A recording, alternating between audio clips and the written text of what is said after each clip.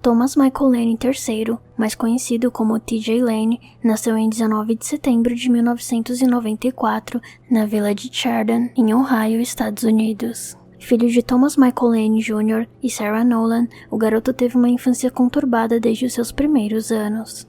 Em 95, quando ele tinha apenas 1 ano de idade, sua mãe respondia a acusações de violência doméstica em liberdade condicional. Após ser denunciada por violar o regime, Sarah foi detida pelas autoridades e levada para a penitenciária de Chardon. Seus pais tinham uma relação turbulenta, se separavam e voltavam constantemente, então Thomas deu entrada em uma ordem judicial pedindo a custódia absoluta do filho. Segundo ele, Sarah era incapaz de se controlar em relação ao uso de álcool e tinha um histórico de comportamento violento, inclusive com o garoto. Depois de ser submetido a um exame de DNA para comprovar a paternidade, Thomas obteve a custódia, mas a decisão não durou muito. Em 97, o pai foi indiciado por crimes envolvendo comportamento violento com mulheres e desacato à polícia, o que fez com que T.J. Lane, aos 3 anos de idade, passasse a morar com os avós. Já na adolescência, ele frequentou a Lake Academy Alternative School. O lugar era descrito como uma escola para jovens em risco, enfrentando problemas como dependência química, temperamento agressivo, transtornos mentais, déficit de atenção e delinquência. Supostamente, os avós o teriam colocado lá após ele agredir um garoto da antiga escola. Uma amiga contou que, apesar de parecer sempre triste, T.J. Lane era um jovem normal. Outro amigo contou que ele era provocado por alguns alunos, o que fazia com que ele se excluísse e falasse pouco. Os colegas de classe negaram que ele sofria bullying. Muitos o descreveram como legal e amigável, mas retraído. Em dezembro de 2009, aos 15 anos, T.J. Lane foi detido por agredir o próprio tio. Existem especulações de que seu meio-irmão, Adam Nolan, também estava envolvido no incidente, mas os documentos oficiais da polícia não apresentam seu nome. Por volta de 2011, ele chegou a ter uma namorada, mas não se sabe ao certo quanto tempo ficaram juntos. Algumas pessoas disseram que logo após terminar com ele, a garota já teria engatado um novo relacionamento, o que ele não gostou muito. Em 30 de dezembro de 2011, já aos 17 anos, TJ fez uma postagem no Facebook. Na época, o texto não chamou atenção, tendo apenas 4 likes e 2 compartilhamentos. Em trechos, ele dizia: "Em uma exótica cidade solitária, senta-se um homem de olhar franzido, sem emprego, sem família, sem coroa. Sua sorte havia acabado, as ruas eram seu lar. Seus pensamentos consistiam em por que existimos. Ele desejava apenas uma coisa, que o mundo se curvasse aos seus pés. Eles precisavam sentir o seu medo secreto, a tristeza sombria. Ele era melhor que os outros, todos aqueles que detestava vivendo futilmente em seus castelos. Eles simplesmente criam o que querem e se tornam os vencedores, mas o verdadeiro vencedor não tem nada. Eu sou a morte, e você sempre foi um lixo repulsivo e estranho. Você nunca sequer mereceu a presença de Deus, e ainda assim eu estou aqui. Eu vim a pé, seu merda. Eles não se importarão com a lama nos meus pés, se houver sangue no seu lençol.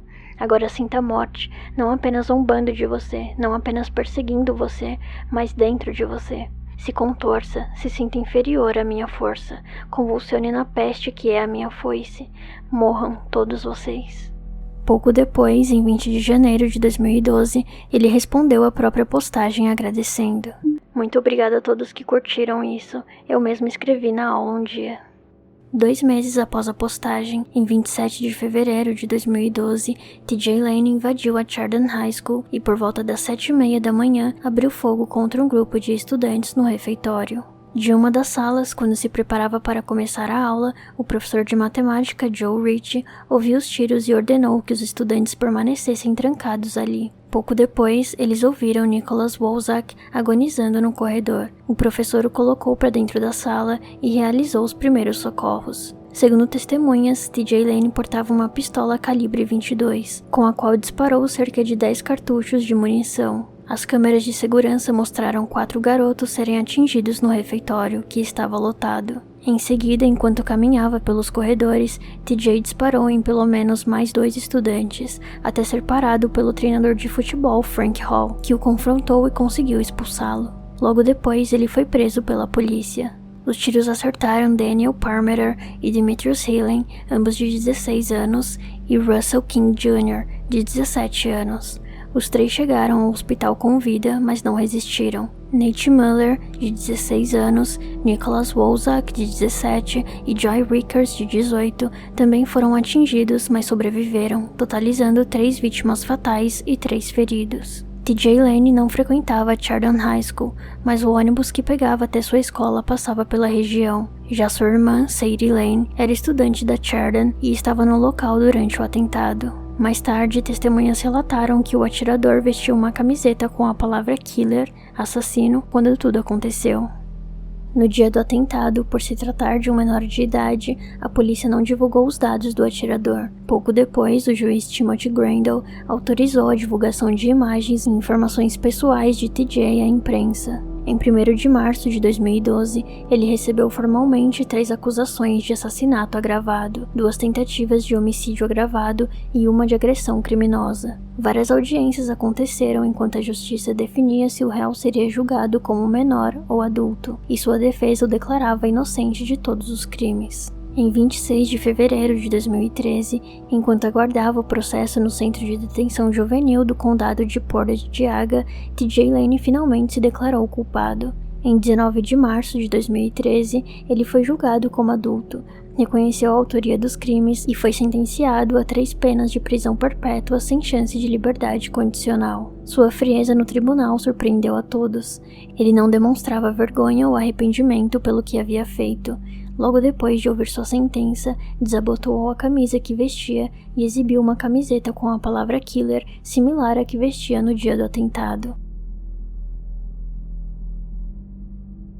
Enquanto as famílias das vítimas o chamavam de repulsivo, desejavam sua morte e diziam que ele deveria ser trancado como um animal, ele ria.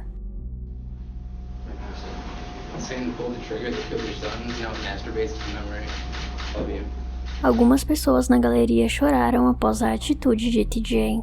Em resposta, o promotor disse: "Francamente, eu não estava preparado para isso. Isso confirma o que sabíamos desde o início, que foi um assassinato frio, calculado e premeditado. Estamos lidando com um ser humano nojento. Ele ainda se recusa a oferecer qualquer explicação de por que fez isso. A única explicação que posso oferecer ao tribunal é que ele é uma pessoa má."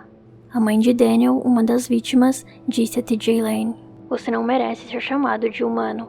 Você é um monstro, você é um fraco, patético e infame covarde."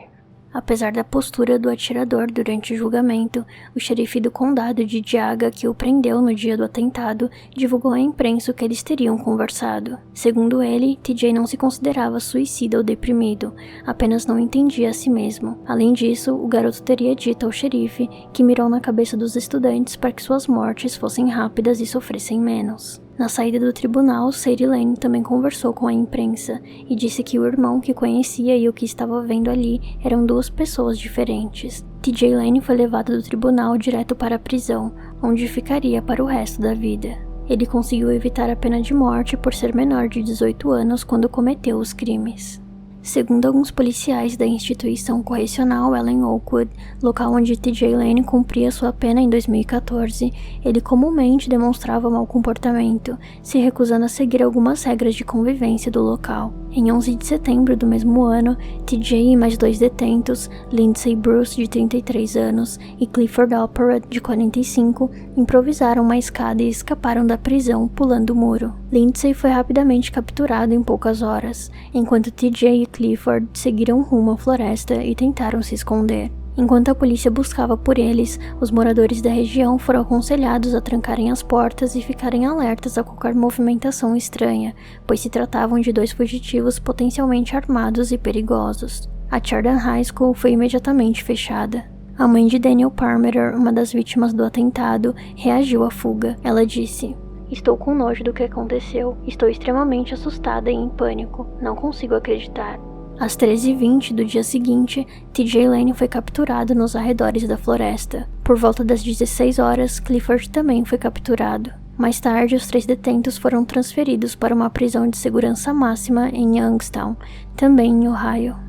Pouco se sabe sobre o que teria motivado TJ Lane a cometer o atentado, já que ele disse não conhecer as vítimas e tê-las escolhido aleatoriamente. Apesar disso, estudantes que presenciaram o ocorrido disseram que ele parecia ter alvos específicos no refeitório. Nate Muller, Russell King Jr. e Nicholas Wolzak eram amigos e estavam juntos no refeitório quando os disparos em sua direção começaram. Testemunhas alegaram que Russell foi o primeiro a ser atingido. Segundo Nate, que foi atingido na orelha direita e sobreviveu, Russell estava se relacionando com a ex-namorada de TJ na época, o que pode ter sido crucial para que ele fosse uma das vítimas fatais. Já Nicholas foi atingido no pescoço, braço, costas e no rosto. O garoto perdeu movimentos das pernas, mas sobreviveu graças ao professor Joe Rich, que estancou os ferimentos. Não há relatos de que as demais vítimas tivessem qualquer ligação com o atirador, mas todas foram descritas por amigos e familiares como jovens alegres e sociáveis, bem diferentes de TJ Lane. Esse foi o atentado de Chardon High School. Obrigada por assistir até aqui, deixe seu like e se inscreva no canal.